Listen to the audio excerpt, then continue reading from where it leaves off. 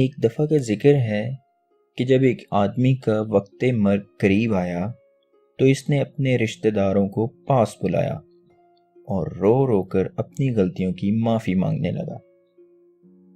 زندگی میں اگر کسی کے ساتھ زیادتی کی ہو، کسی کا حق مارا ہو یا کبھی کسی کا دل دکھایا ہو، ہر چیز کے لیے معذرت کرنے لگا۔ اس کے ارد گرد جمع لوگوں میں ایک 5 سال کا معصوم ننھا سا بچہ بھی موجود تھا، جسے اس پوری کیفیت کی بالکل سمجھ نہیں آ رہی تھی۔ کافی دیر یہ سب کچھ سننے کے بعد وہ آگے بڑھا اور اس آدمی کا ہاتھ پکڑ کر بولا، دادا جی آپ سب سے معافی کیوں مانگ رہے ہیں؟ اس نے بڑی حیرانی سے سوال کیا۔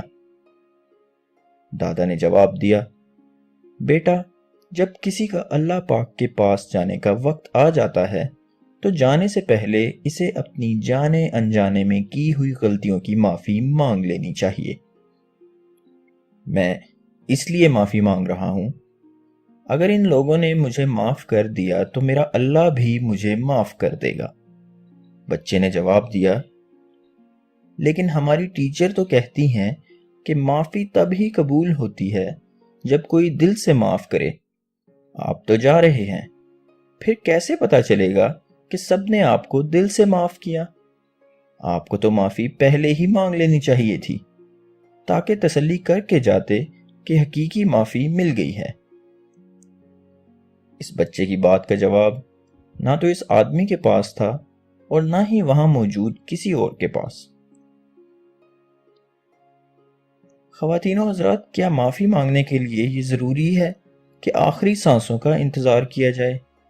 چاہے پھر اس مانگی ہوئی معافی کی قبولیت ہو بھی یا نہیں، موت کا وقت ضرور مقرر ہے، پر یہ کوئی نہیں جانتا کہ وہ وقت ہے کون سا۔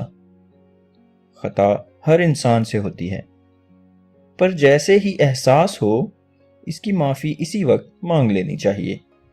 موت کبھی مہلت نہیں دیتی۔